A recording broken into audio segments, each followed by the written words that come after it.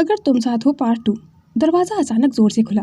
नित्या चौंक कर पलटी, लेकिन उसके कुछ समझने से पहले शशांक ने उसका हाथ हल्के से पकड़कर उसे एक तरफ कर दिया था। साइड हो जाओ, उसने ठंडी आवाज़ में कहा। नित्या को हल्का सा धक्का देकर वो सीधे बाथरूम की ओर बढ़ गया था और अगले ही पल बाथरूम का दरवाज़ा बंद हो गया और पानी चलने की आवाज़ आने लगी थी। नित्या अभी भी वहीं खड़ी हुई थी कि तभी दरवाजे पर किसी की परछाई पड़ी। उसने नजरें उठाकर सामने की ओर देखा। दरवाजे के पास उर्मिला जी खड़ी हुई थी, गहरे रेशमी साड़ी में, माथे पर बड़ी सी चमकती बिंदी और आंखों में वही शक्ति जो किसी की भी सांस रोक दे। उनके चेहरे पर सुबह की ठंडक नहीं बल्कि तिरस्कार की गर्मी थी। उनकी आंखों की शक्ति और होठों पर तिरस्कार की हल्की सी मुस्कान साफ बता रही थी कि वो नित्या को देखकर खुश नहीं है। वाह कमाल है बहू। उनकी आवाज़ इतनी तेज थी कि जैसे पूरे घर में गूंज जाए। सुबह की आरती का समय निकल गया और हमारी नई बहू अभी तक नहाई भी नहीं। नित्या जल्दी से सीधी होकर खड़ी हो गई थी। उसने अपना पल्लू कंधे पर ठीक से खींचा और हल्की आवाज़ में बोली, वो मैं। लेकिन उर्मिला जी ने हाथ उठा दिया था, जैसे उसकी बात सुनना ज़रूरी ना हो। यह कोई तुम्हारा मायका नहीं जहाँ मन हुआ उठे और मन हुआ सो जाए। यह मल्होत्रा मेंशन है और यहाँ की बहू ऐसे लापरवाह नहीं रहती। उन्होंने ऊपर से नीचे तक नित्या को ऐसे देखा जैसे हर चीज़ में कमी ढूंढ रही हूँ। पता नहीं किस गरीब खानदान से रिश्ता जोड़ लिया मैंने। उर्मिला जी ने होठों को हल्का तिरछा करते हुए कहा, लेकिन यहाँ की रस्में, यहाँ का अनुशासन तुम्हें सीखना पड़ेगा। अमीरी में रही औरतें समय की कीमत जानती हैं बहू, तुम्हारी तरह यूँ आराम तलब नहीं होती। उनकी नज़र नित्या के कपड़े, बिखरे बालों और अंधुले चेहरे पर ऐसे घूमी जैसे वो हर कमी को गिनवा देना चाहती हूँ। आज तुम्हारे शादी के बाद का पहला दिन है। उनका लहजा और सख्त हो गया था। और आज ही तुम्हें घर की इज्जत और अपनी जिम्मेदारी का सबक मिलना चाहिए था। लेकिन लगता है तुम्हारे मायके में इन बातों की अहमियत नहीं होगी। नित्या के होंठ भींच गए थे। वो कुछ कहना चाहती थी लेकिन शब्द जैसे गले में ही अटक गए थे। उसने पलके झुकाकर बस पल्लू और कसकर खींच लिया था। चुप क्यों हो? उर्मिला जी ने तीखी नज़रों से देखा। या मायके में भी बोलने की इजाज़त नहीं थी? ऐसा नहीं है, मैं बस। उर्मिला जी ने फिर से उसे बीच में रोक दिया था, हाथ का इशारा करते हुए। अब तुम इस घर की बहू हो। आज से तुम्हारे मायके वाला ढीलापन यहीं खत्म होगा, समझी? इतना कहकर वो पलट गई थी, लेकिन जाते जाते आखिरी ताना भी दे गई थी। तुम्हारी किस्मत अच्छी है जो इस घर में आई हो, वरना तुम्हारे जैसी लड़कियों को तो कोई अपने दरवाजे के अंदर भी ना आने दे। उर्मिला जी के कदमों की ठक-ठक गलियारे में गूंजती हुई दूर होती गई थी। कमरा फिर से शांत हो गया था, लेकिन उस सन्नाटे में उनकी हर बात जैसे दीवारों से टकराकर वापस नित्या के कानों में चुभ रही थी। उसने धीरे से सांस छोड़ी, लेकिन गला अभी भी कस रहा था। आंखों के कोनों में नमी थी जिसे उसने जिससे पहुंच दिया था। वो नहीं चाहती थी कि कोई भी उसे रोता हुआ देखे। बाथरूम का दरवाजा अचानक खुला। अंदर से शशांक निकला। बालों से पानी की बूंदें अभी टपक रही थी। सफ़ेद शर्ट के ऊपर का पहला बटन खुला हुआ था और चेहरा हमेशा की तरह भावहीन। उसकी नज़र सीधी नित्या पर पड़ी, लेकिन उसने कुछ नहीं कहा। बस पास से गुजरते हुए अलमारी की तरफ पड़ गया था, ऐसे जैसे अभी अभी उर्मिला जी ने जो कहा वो उसने सुना ही ना हो। नित्या ने हल्के से उसकी तरफ देखा। दिल के किसी कोने में उम्मीद थी कि वो कुछ कहेगा, उसके लिए खड़ा होगा, लेकिन शशांक ने बस शर्ट की बाजू मोड़ी, घड़ी पहनी और ठंडी आवाज़ में कहा, तैयार हो जाओ, नीचे सब इंतजार कर रहे हैं। यह सब कहकर कमरे से बाहर चला गया था। नित्या वहीं खड़ी रही थी। उसकी उंगलियां भी पल्लू में उलझी हुई थी और दिल में उर्मिला जी के ताने और शशांक की चुप्पी दोनों बराबर की चोट कर रहे थे। शशांक के कदमों की आवाज़ जैसे जैसे दूर होती गई, कमरे का सन्नाटा और गहरा हो गया था। नित्या अब तो खुद को संभालने हुए थी, लेकिन जैसे ही दरवाज़ा बंद हुआ, उसकी आंखों में रुक रुक कर तैरती हुई नमी आखिर बाढ़ बनकर बह निकली थी। वो बेड के कोने को पकड़कर ज़मीन पर बैठ गई थी। पल्लू अब उसके हाथ से ढीला होकर गिर चुका था। उसने अपना चेहरा दोनों हथेलियों में छुपा लिया था और फूट फूट कर रो पड़ी थी। दिल के अंदर जैसे कोई पुरानी चोट फिर से हरी हो गई हो। उसकी यादों में अंशुल का चेहरा उभर आया था। वो मीठी बातें, हंसते हुए किए गए वादे, शादी के बाद साथ घूमने के सपने, और फिर अचानक सब बदल गया। आखिर क्यों? शादी से कुछ दिन पहले तक तो सब ठीक था अंशुल, फिर तुमने यूँ क्यों क्यों छोड़ दिया मुझे? उसका गला भर आया था, सांसें तेज हो गई थी। अंशुल ने हमेशा कहा था, नित्या मैं तुम्हारे साथ हूँ हर हाल में, लेकिन सच में जब उसे सबसे ज़्यादा ज़रूरत थी तब तो वो था ही नहीं, बल्कि उसकी जगह शशांक था। एक ऐसा आदमी जो उसके लिए खड़ा होना तो दूर, उसे देखता तक नहीं था। जैसे वो इस घर में बस एक बोझ हो। नित्या के आंसू थमने का नाम नहीं ले रहे थे। उसे लगता था जैसे उसकी ज़िंदगी की डोर किसी और के हाथ में चली गई है और वह खुद बस खामोश कठपुतली बन गई है। दिल के अंदर दो सवाल गूंज रहे थे, अंशुल ने मुझे छोड़ा क्यों? और अगर वो मुझे सच में चाहता था तो क्यों मुझे मंडप पर छोड़ा होगा? कमरे में सिर्फ उसकी शिष्यों की आवाज़ थी और बाहर सीढ़ियों से आती पूजा की घंटियों की गूंज जो उसे याद दिला रही थी कि अब उसे अपने टूटे हुए दिल को छिपाकर सबके सामने एक नई बहू का मुखौटा पहनना होगा। नित्या ने अपने आंसू पहुँचे, चेहरा जल्दी से ठीक करने की कोशिश की, लेकिन लाल आंखें और सूजी पलकों में उसका दर्द साफ झलक रहा था। कुछ देर बाद नहाकर वह नीचे धीरे धीरे सीढ़ियों से नीचे उतरी और जैसे ही हॉल की आखिरी सीढ़ी पर पहुंची, उसके कदम वहीं थम गए थे। सामने पेंशन के हॉल में अंशुल खड़ा हुआ था, लेकिन अकेला नहीं था। उसके बगल में एक लड़की थी, गुलाबी सिल्क की साड़ी, मांग में भरा सिंदूर, गले में चमचमाता मंगलसूत्र और चेहरे पर शर्मीली सी मुस्कान। विनोद मल्होत्रा अपना सिर पकड़कर बैठे हुए थे और उर्मिला जी बस गुस्से में बौखलाई हुई थी। नित्या के कानों में अचानक जैसे कोई आवाज़ गूंजने लगी थी, नित्या, मैं तुम्हारे साथ हूँ हर हाल में। और उसी पर वो आवाज़ टूटकर बिखर गई थी। उसकी सांसें जैसे रुक गई थी, दिल जैसे भारी पत्थर से दब गया हो। वो लड़खड़ाते कदमों से अंशुल के करीब पहुंची। ये क्या है अंशुल? उसकी आवाज़ कांप रही थी, पर गुस्से और दर्द का मिश्रण उसमें साफ था। अगर तुम्हें किसी और से ही शादी करनी थी तो तुम रिश्ते के लिए मना भी तो कर सकते थे। मेरे साथ धोखा क्यों किया, क्यों? अंशुल ने सिर और भी झुका लिया था, मानो उसकी आंखों में देखने की हिम्मत ही ना हो। थोड़ी देर चुप रहने के बाद धीमे और ठंडे लहजे में बोला, नित्या, मैं ये शादी कभी करना ही नहीं चाहता था। नित्या की आंखें हैरानी से फैल गईं। तो फिर? अंशुल ने गहरी सांस ली, नजरें अभी ज़मीन पर थीं। माँ चाहती थी कि मेरी शादी किसी खूबसूरत लड़की से हो, ताकि मैं उनके ड्राइवर की बेटी मानवी से शादी ना करूं। नित्या का दिल जैसे और भी कसकर मरोड़ दिया गया हो। मतलब मैं बस तुम्हारी ज़िंदगी का एक मोहरा थी। उसकी आवाज़ अब टूटी हुई थी, पर आंखों में आंसू के साथ साथ एक अजीब सा खालीपन था। अंशुल कुछ कहने ही वाला था कि पीछे से वही लड़की मानवी नित्या को देखती हुई आगे बढ़ी। अंशुल के होठ अभी कुछ कहने के लिए हिल ही रहे थे, लेकिन इससे पहले कि नित्या कोई और सवाल कर पाती, मानवी अचानक आगे बढ़ी। उसकी आंखों में अजीब सी तिक्तता थी और होठों पर हल्की सी तिरछी मुस्कान। उसने नित्या के हाथ को, जो अंशुल के करीब था, झटके से धकेल दिया था। प्लीज़ अंशुल से दूर रहिए। उसकी आवाज़ में विनम्रता का दिखावा था, लेकिन लहजे में तीखापन साफ झलक रहा था। अंशुल मेरे पति हैं। मानवी ने अंशुल का हाथ कसकर पकड़ लिया था, जैसे अपनी मालिकियत सबके सामने साबित कर रही हो।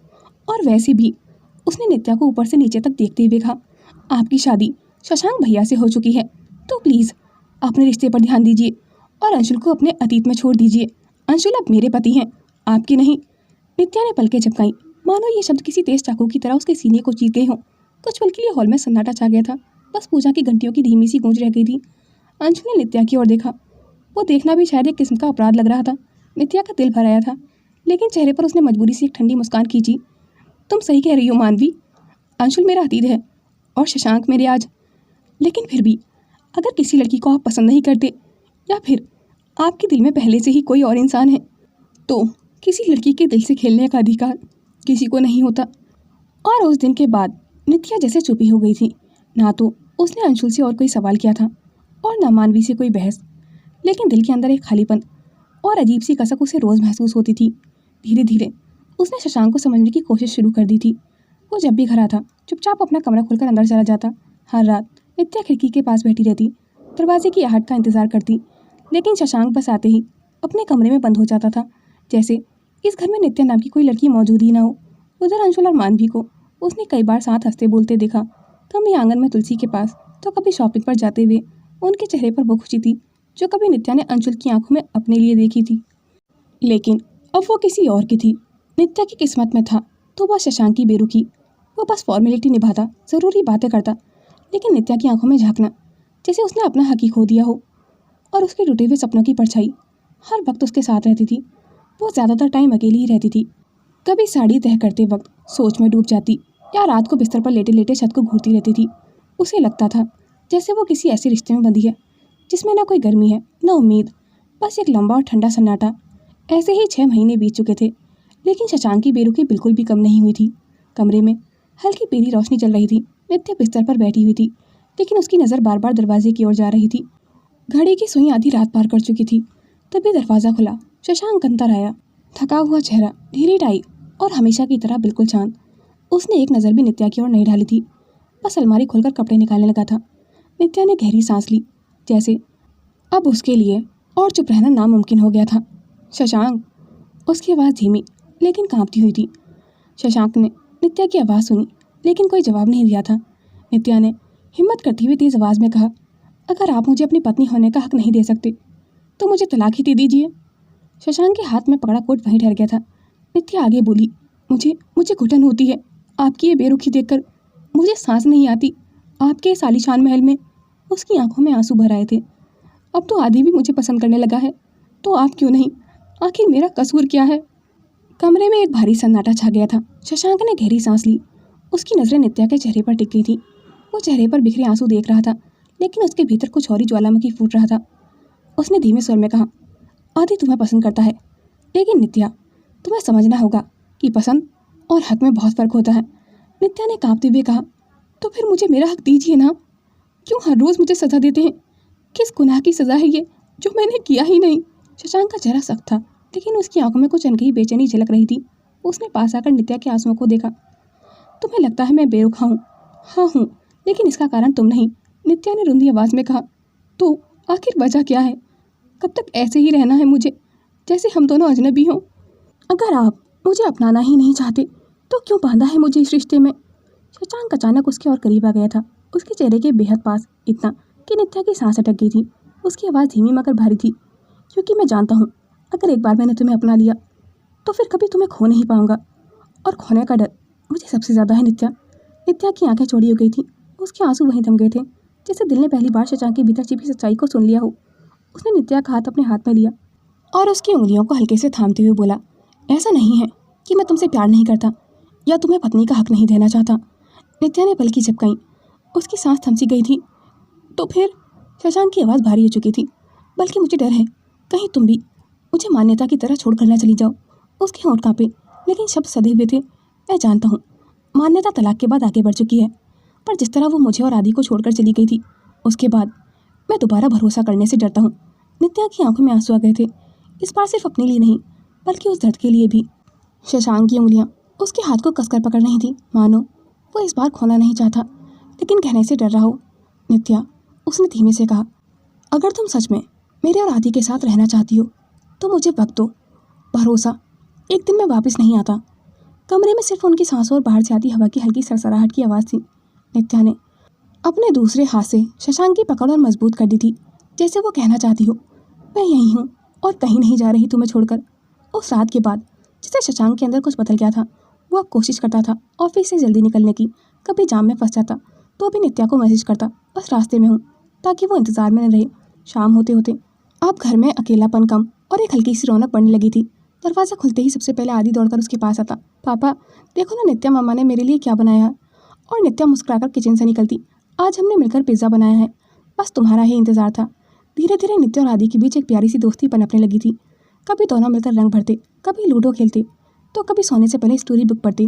आदि का चेहरा तब और खिल उठता जब नित्या उसके बालों में तेल लगाते हुए कहती, तुम बिल्कुल पापा जैसे दिखते हो, लेकिन बस नखरे थोड़े ज़्यादा हैं तुम्हारे। शशांक अक्सर दरवाजे के पास खड़ा ये सब देखता था। आदि की हंसी, नित्या का स्नेह और उस घर में लौटती हुई गर्माहट। धीरे धीरे नित्या की ज़िंदगी में रंग भर रही थी। एक शाम नित्या खिड़की के पास खड़ी हुई थी, हाथों में कॉफ़ी का मग लिए और सोचों में खोई हुई थी। बारिश और तेज़ हो चुकी थी, कमरे में हल्की सी पीली रोशनी चल रही थी कि तभी अचानक उसे अपने पीछे से किसी की गर्माहट महसूस हुई।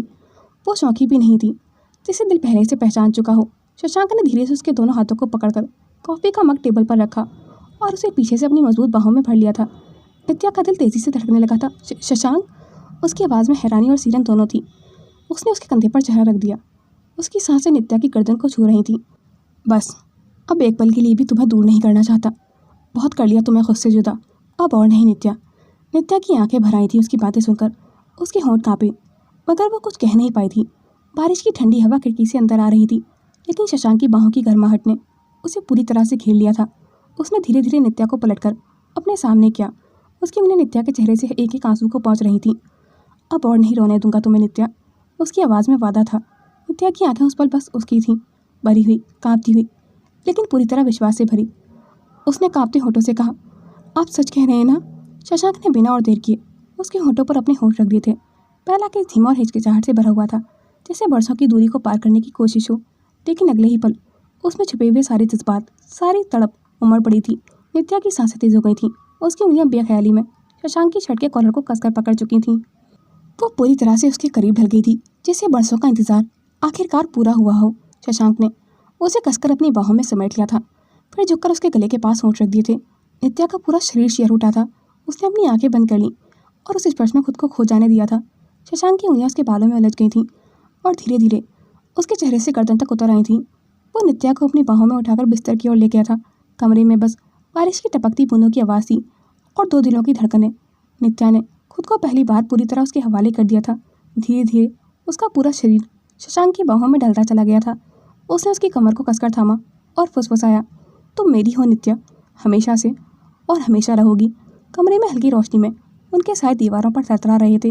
बरसात बाहर बह रही थी, लेकिन अंदर हर एहसास, हर छुअन, हर धड़कन उन्हें और करीब ला रही थी। उस रात दोनों के बीच सारी दूरियां, सारे सवाल और सारी तन्हाई पिघल गई थी।